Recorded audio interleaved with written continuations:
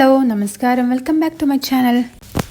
അങ്ങനെ ഇഗ്നോയുടെ എക്സാമുകളൊക്കെ നടക്കുകയാണ്. അതുപോലെ തന്നെ ഇഗ്നോയുടെ ന്യൂ അഡ്മിഷനും അതുപോലെ തന്നെ റീ രജിസ്ട്രേഷനും അതുപോലെ തന്നെ നടക്കുകയാണ്.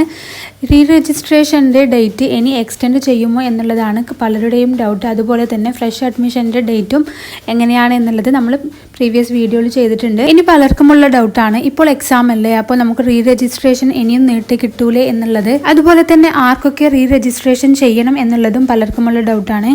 ഇഗ്നോയുടെ കോഴ്സ് ആദ്യമായി പഠിക്കുന്നവർ റീ രജിസ്ട്രേഷൻ ചെയ്യേണ്ട ആവശ്യമില്ല. അവർ ഫ്രഷ് അഡ്മിഷൻ ആണ് എടുക്കേണ്ടത്. നമുക്ക് റീ രജിസ്ട്രേഷൻ ആർക്കൊക്കെ ചെയ്യാം എന്ന് നോക്കാം. ഇഗ്നോയിൽ ആദ്യമേ അഡ്മിഷൻ എടുത്തിട്ടുള്ള ഓൾഡ് സ്റ്റുഡൻസ് ആണ് ഇഗ്നോയിൽ റീ രജിസ്ട്രേഷൻ ചെയ്യേണ്ടത്. നിങ്ങളെടുത്ത പ്രോഗ്രാമിന്റെ 1 ഇയർ കംപ്ലീറ്റ് ആകുന്നവർക്ക് ആണ് റീ രജിസ്ട്രേഷൻ ചെയ്യേണ്ടത്.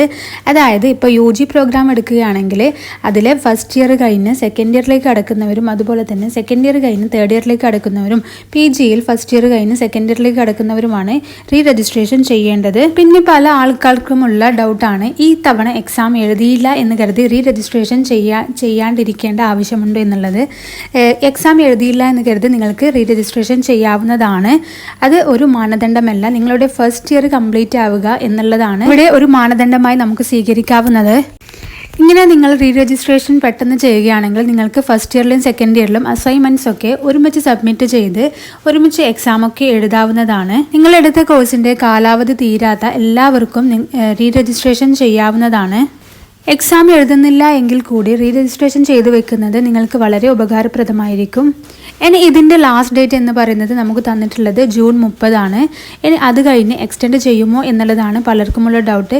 എക്സ്റ്റെൻഡ് ചെയ്യും, പക്ഷേ അതിന് നമുക്ക് ലേറ്റ് ഫീ അടയ്ക്കേണ്ടതായിട്ട് വരും. ഇത് 500 200 ഒക്കെ ആയിട്ടാണ് വരുന്നത്. അതുകൊണ്ട് ഇന്ന് തന്നെ നിങ്ങൾ റീ രജിസ്ട്രേഷൻ ചെയ്ത് വെക്കുന്നതായിരിക്കും നിങ്ങൾക്ക് നല്ലത്.